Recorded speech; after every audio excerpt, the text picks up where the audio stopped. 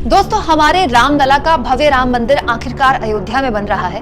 इससे हर हिंदू खुश है, हर हिंदू संतुष्ट है।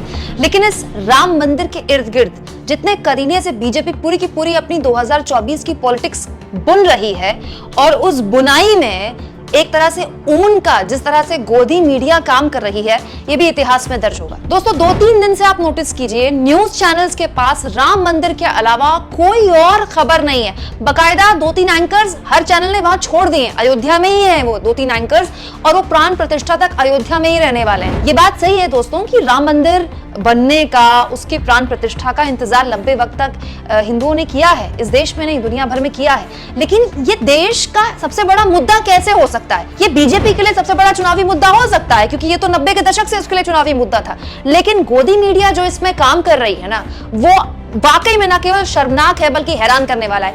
एबीपी माझा की एक एंकर तो रो पड़ी, जी हाँ, बाकायदा इमोशनल हो गई। दोस्तों, भव्य राम मंदिर के बाहर रिपोर्टिंग करते हुए एबीपी माझा कुछ श्रद्धालुओं के बीच मौजूद थी, और बहुत सारे बुजुर्ग लोग भी हैं जो इस राम मंदिर को देखकर कई बार इमोशनल भी हो जाते हैं, क्योंकि एक पूरा सफर रहा है राम मंदिर के इंतजार का इन बुजुर्गों का, उनकी पूरी पीढ़ियां गुजरी हैं इस इंतजार में। लेकिन वो एंकर इमोशनल हो गई ये कहते हुए कि 70 साल से रामलला टाट में रह रहे थे, टेंट में रह रहे थे, और अब देखिए हमारे रामलला को इतना इंतजार करना पड़ा, रामलला को आखिरकार मंदिर में विराजमान करना पड़ा। मतलब आप सोचिए दोस्तों, ये बीजेपी प्रवक्ता की भाषा है, किसी एंकर को भाषा शोभा देती है। और 1% अगर एंकर भावुक हो भी गई तो यही तो वो वक्त है जहां पर आपको अपनी भावनाओं पर कंट्रोल करना है। दोस्तों सोचिए, एक चैनल की एंकर ऐसी बातें कर रही है, ऐसा लग रहा है विश्व हिंदू परिषद का कोई नेता बात कर रहा है। मतलब क्या मजाक है।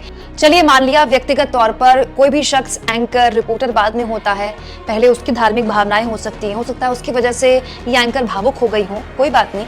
लेकिन मैं ये जानना चाहती हूँ कि देश के मौजूदा हालात को लेकर क्या ये एंकर कभी भावुक हुई हैं? देश में गरीबी, महंगाई, बेरोजगारी, ऐसे तमाम मुद्दे दोस्तों, बहुत सारे मुद्दे हैं, क्या उनको लेकर कभी इन एंकर साहिबा की आंखों में आंसू आए? ज्यादा नहीं तो देश में जो मीडिया की हालत है, जो मीडिया पिछले 8-9 सालों में गिरा है, जिसकी खुद ये हिस्सा है, क्या उन्हें देखकर कभी ये भावुक हुई हैं? उसकी हालत देखकर कभी इनकी आंखों में आंसू आई हैं? और दोस्तों, जहां तक बात है राम मंदिर बनने की, तो ये सब जानते हैं राम मंदिर सुप्रीम कोर्ट के फैसले के बाद बना है, और जो खर्च हुआ है राम मंदिर बनाने में वो ट्रस्ट में खर्च हुआ है, राम मंदिर ट्रस्ट का पैसा खर्च हुआ है, जिसमें न केवल देश बल्कि दुनिया भर के लोगों ने दान दिया है। अपने अपने स्तर पर जो जितना सामर्थ्य था उसने वो दान दिया राम मंदिर बनाने के लिए, और उसी से राम मंदिर बन रहा है। लेकिन उस राम मंदिर के नाम पर बीजेपी जो पॉलिटिक्स खेल रही है, और उस पॉलिटिक्स में गोदी मीडिया जो रो रो कर अपना योगदान दे रही है ना, आंसू बहा बहा कर, क्या आपको लगता है कि देश की पत्रकारिता में ऐसे लोगों का नाम स्वर्ण अक्षरों में लिखा जाएगा? दोस्तों कमेंट बॉक्स में जरूर लिखें,